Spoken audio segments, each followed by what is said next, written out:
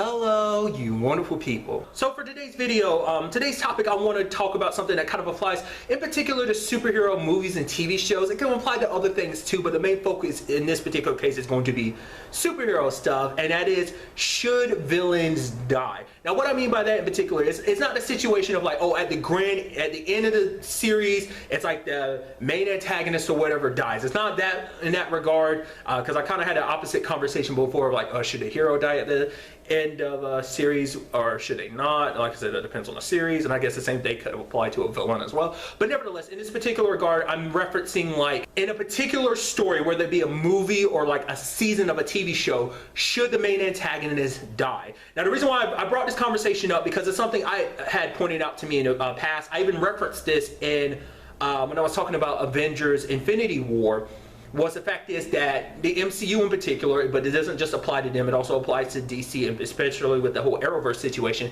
But the MCU has a tendency to kill off its main antagonist throughout the course of a movie.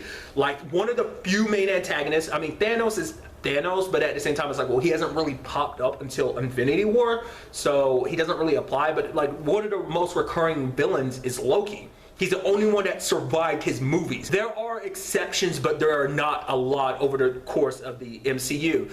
So, you know, kind of using the Arrowverse example, it's like, take Green Arrow, for example. On Arrow, most of Oliver's main antagonists are dead. Like, the only exceptions being Slade. He's the only one that's still kicking at this point in time.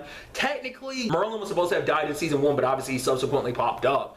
But he's supposedly dead, which ever since like season 5's finale, I've highly doubted that. But hey, maybe they are making it stick this time. I don't think so, but certain things kind of make me go, maybe he is. I don't know. But other than that, Slade is currently the only main antagonist that Oliver's ever gone up against that's still alive. Some of his lower tier villains are still alive, but I'm talking main villains. There's also the Damien Dark situation, which gets a little complicated because of Legends of Tomorrow, which is the whole time traveling thing, which obviously for spoiler reasons for season 2 and 3, I won't go into, but if you're caught up on Legends of Tomorrow, you know exactly what I'm talking about when in reference to Damien Dark. But the question is, should these villains die in these respective stories? Should a villain stick around for the entirety of the series? Because I can see it kind of coming and working both ways, because I understand where it's coming from to a certain extent.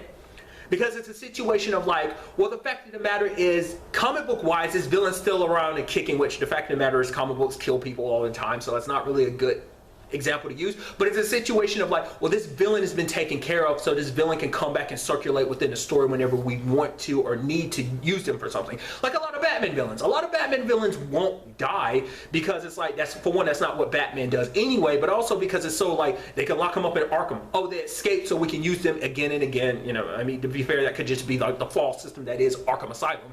But nevertheless, it's that situation of a lot of his villains come back because Batman doesn't really kill people. Yes, there's outliers when it comes to comic books and stuff like that, but typically main canon wise he does. But then again, like when you take a movie or a TV show, maybe it's because it's like, no, if we still have this villain here, then maybe there's that whole conversation of maybe it turns into that situation of like, you be just doing the same stories over and over again. Like with a new villain, you give a new take on a story, you get a new approach to things, because it's like, oh, this foe is different from this foe. It's like, the best example I can use is like the Arrowverse. I mean, with the Arrowverse, it's like the Flash show. It's like comparing the Thinker to all of Barry's other previous main antagonists who have all been speedsters. But nevertheless, I guess it's that situation of like, it would get a little tiring using the same villains over and over again, even though said characters face villains over and over and over again in the comic books. Because using the MCU, for example, because of the whole connectivity with everything, just because that means that because this villain is no longer around, you can't use them for future stuff. Like,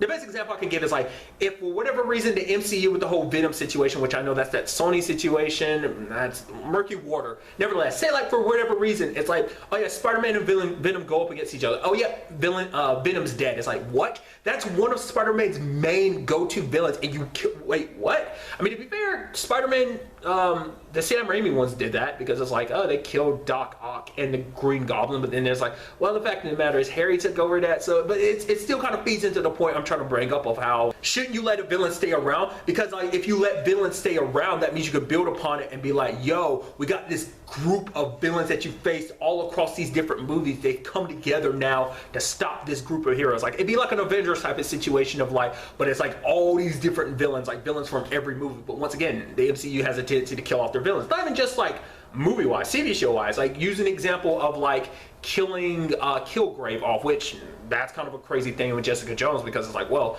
David Tennant's been on set and everything, which I just spoiled season 1 of Jessica Jones. I hate trying to like work around things, but nevertheless, it's that situation of like, well, was it a good thing? It's like he's a good villain, but at the same time, it's like, well, you told as much as like someone kind of put a perspective out there that was like, I thought was kind of interesting of like, well, you told all his story. Like, how many different ways could you go about his story of like, oh yeah, he's mind controlling people. You kind of done that, and it's like, oh, he got more powerful. What could you do with that? He controls more people, which you could build more stories upon that, but it's still a situation of give this person a new villain with a new, different way to approach them, and there's a villain with new abilities. But like I said, to a certain extent, it makes sense, especially with Arrow, because that's just kind of like the struggle that Oliver deals with too. So that plays into the story, but you know, it still applies to even like, you know, like I said, the other TV shows as well. But at the end of the day, that is purely my opinion. I'd love to get to know yours in the comments down below. Let me know, how do you feel about this subject? Do you agree? Do you disagree? Do you think that, you know, you're fine with them killing off all villains, or are you like, no, they should, well, at the very least, they should keep some? Does it all depend on the villain themselves? It's like, if it's a good enough villain, keep that villain around. Don't kill them all. But if it's kind of a lower tier villain, go ahead and kill them all. Let me know all your thoughts in the comments down below. But really, that's all I'm going to talk about in this video. Till the next time we meet, be happy, be safe, live life to the fullest, and enjoy it. Good day and goodbye.